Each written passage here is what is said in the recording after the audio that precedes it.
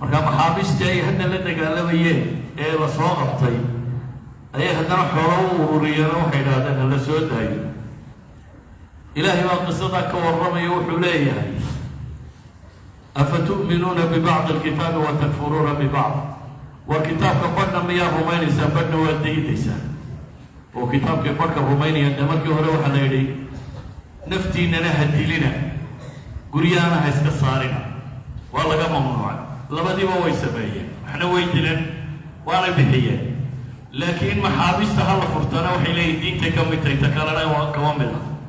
waxaan idiin sheegayaa khuraasaan rag isku haystaa waa fadhiya iyo kuwa u soo socda. runta waxay tahay midina adiga dantaada ma wado.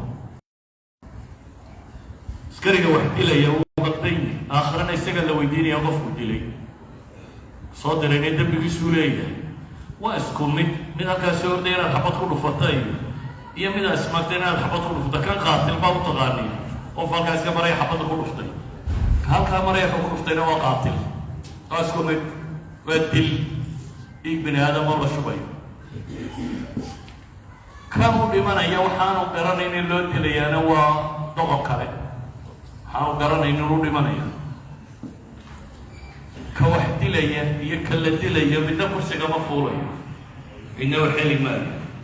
ka wax dilayaana wuxuu dilaya garan maayo, ka la dilayaana wax loo dilaya garan maayo.